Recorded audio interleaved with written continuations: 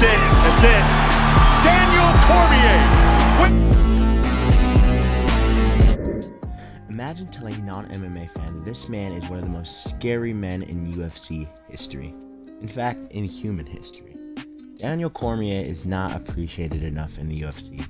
And I'm a big DC guy. And I just feel like most people look it down as DC, as some old, awkward commentator.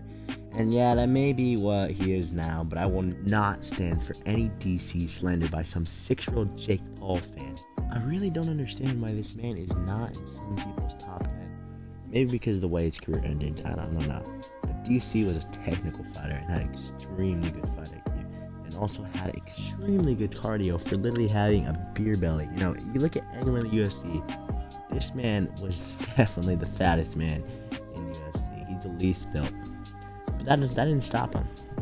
And he only had 3 losses. 4 if you count the second John Jones loss, which he shouldn't. John Jones was using performance enhancements. Okay, he only lost to the lightweight goat and the heavyweight goat.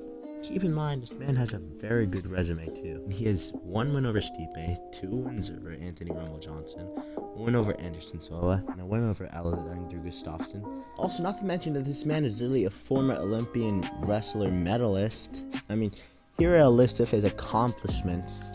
And these are just crazy stuff. He never won gold, but he was the captain of the U.S. wrestling team. This is crazy. And he's just one of the few fighters to take his Olympic talent to the UFC. I mean, there's people like Henry Cejudo and a couple others. But I'm going to say this man has had the best career of all the former Olympians. I mean, he's also just a double champ. Actually, the very first double champ to defend both titles. He was also a Strikeforce champion, and he has a legendary career in Strikeforce. He was literally a unit there. And this guy also just has 0 controversies. I mean, maybe if you count the towel gate, but who really cares? And with an extra pound, he just shed it off. He's such a great guy. I'm sorry about the DC glazing, but he's just a very wholesome guy. I mean, so in conclusion, this man had like 0 right to be the GOAT of the sport. I mean, I'm not saying he's the #1 GOAT, but I think he's in my top 10. Definitely. He's never been the tallest for his division. He always had disadvantages. He always had setbacks, and still, they didn't stop him.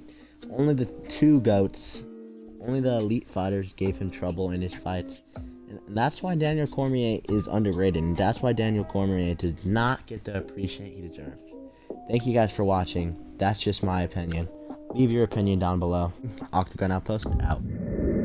Because you know I'm all about that cake and chicken.